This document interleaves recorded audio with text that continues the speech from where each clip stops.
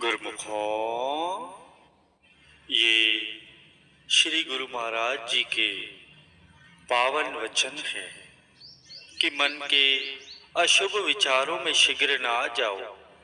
उस समय धैर्य, ध्यान और प्रार्थना से काम लो, नहीं तो लोक और परलोक में लज्जित होना पड़ेगा। फल की इच्छा को त्याग गुरु को सत्संग ध्यान से सुनना। वीडियो लाइक कर देना, सब्सक्राइब कर देना प्लीज। आपके आगे रिक्वेस्ट कर दो, लाइक कर दो, सब्सक्राइब कर दो। कर पूर्ण मन और तन से कार्य में संलग्न हो जाना ही सफलता की चाबी है। एक व्यक्ति ने संत से कहा कि 20 वर्ष बीत गए भक्ति करते हुए, परंतु भगवान ने एक पुत्र भी नहीं दिया। तब संत ने कहा कि 20 वर्ष पुत्र के लिए भक्ति की है और पुत्र प्राप्ति से वंचित रह गए। अब 1 वर्ष उस अभिलाषा को त्याग कर सच्चे मन से केवल भगवान की भक्ति करो तो सभी कामनाएं स्वतः ही पूर्ण होती जाएंगी। जो सद्गुरु की सेवा या प्रार्थना में प्रेम से पूर्ण मन लगाएगा तो उसका मन प्रेम विहीन सेवा या प्रार्थना से 1000 क्या लाख गुना अधिक निकलेगा। लोगों का ओट आसरा लोगे तो सदैव दास्ता में जीवन बिताना पड़ेगा और मालिक की आज्ञा अनुसार चलोगे तो निर्भय पद को प्राप्त करोगे। तुम ऐसी भावना और पुरुषार्थ न करो कि लोग मुझे बड़ा या अच्छा व्यक्ति समझे। लोगों से तुम्हें क्या उपलब्ध होगा? जो मिलेगा अपने शुभ विचारों एवं शुभ कर्मों से ही प्राप्त होगा। जो केवल शरीर का ही श्रृंगार करता है और आत्मिक उन्नति के लिए कुछ भी नहीं विचारता, उसे ऐसा मलिन इंसान समझो जो वर्ष में एक बार भी स्नान न करे और प्रतिदिन वस्त्र बदलता रहे। यदि तुम कहो कि मैं भक्ति मार्ग का अच्छे से अच्छा प्रचारक बनूं और लोग मुझसे से अधिक लाभ प्राप्त करें, तो उस मार्ग के नियमों का पालन करो। फिर तुम्हारे एक अक्षर में वह प्रभाव और शक्ति उत्पन्न होगी जो आचरण रहित अच्छे से अच्छे भाषण में नहीं होती। यदि तुम्हारे कीर्तन और सत्संग करने में ये भावना निहित है कि लोगों से कुछ प्राप्त होगा, तो तुम स्वयं ही भूखे हो, फिर दूसरों को तुमसे क्या प्राप्त होगा? माया है असत्य और भक्ति है सत्य। यदि असत्य का ऊट आश्रय लोगे तो धोखा खाओगे और सत्य का आश्रय लोगे तो बाल भी बाका नहीं होगा। तुम्हारी छाया तो तुम्हारे साथ अवश्य रहेगी, परंतु सोचना केवल ये है कि वह तुम्हारे पीछे है या तुम उसके पीछे हो। यदि उसे पकड़ने का यत्न करोगे तो वह आगे आगे भागेंगी, यदि उसकी ओर पीठ करोगे तो वह तुम्हारे पीछे पीछे स्वतः ही चली आएंगी। ठीक यही हाल माया का है। संसारिक वस्तुओं के बिना शारीरिक निर्वाह भी असंभव है, परंतु अंतर केवल इतना है कि एक के जीवन का उद्देश्य ही पदार्थ एकत्र करना है और वे पदार्थ उन्हें साथ नहीं देते। वे यहाँ भी और वहाँ भी खाली हाथ रहते हैं। और वहीं दूसरे का उद्देश्य मालिक की भक्ति करना है, परंतु पदार्थ उनके पीछे पीछे स्वतः ही आते हैं और उनका लोक और परलोक भी संवर जाता है। पूर्ण सद्गुरु के पास रिद्धियां सिद्धियां भी स्वीकृत होने के लिए करबद्ध खड़ी रहती हैं, किंतु सेवक को केवल भक्ति की ही चाहना रखनी चाहिए।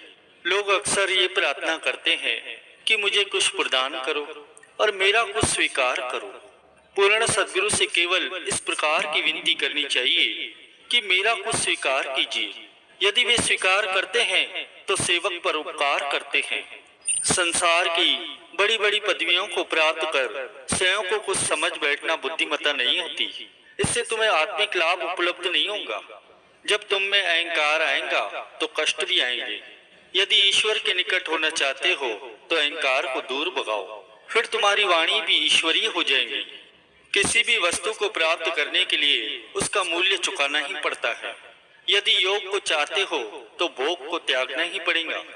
जैसे घड़ी को घड़ी साज के पास और मोटर को वर्कशॉप में मिस्त्री के पास ठीक करवाने के लिए जाना पड़ता है, वैसे ही मन की मैल को स्वच्छ कराने के लिए इंसान को सद्गुरु की शरण में जाने की अति आवश्यकता है।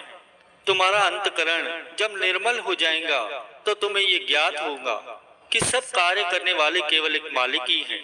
अहंकारी व्यक्ति क्या कहता है कि यह मैंने किया, वह मैंने किया, ऐसा कहकर वह अपनी कमाई को नष्ट कर देता है।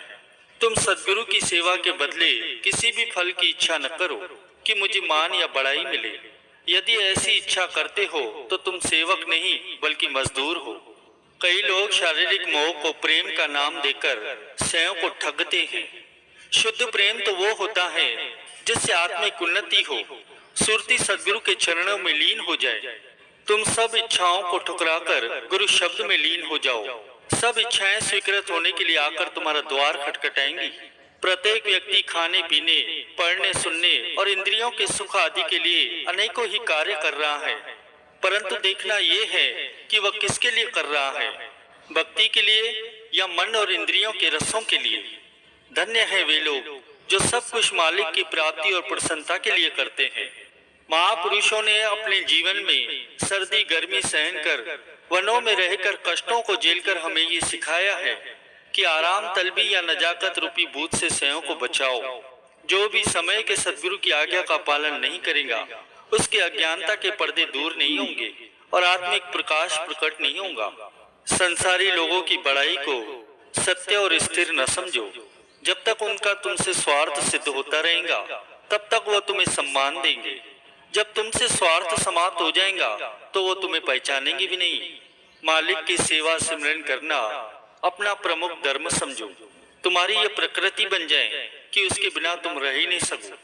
मान मिले या अपमान, उसकी परवाह अथवा चिंता नहीं करो।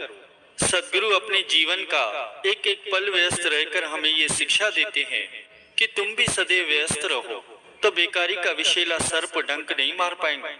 सदगुरु जैसा परोपकारी तीनों लोकों में अन्य कोई नहीं है। वे जीव को भिखारी से राजा बना देते हैं, अर्थात उसकी सुरती को शब्द से जोड़कर उसकी समस्त इच्छाएं मिटा देते हैं।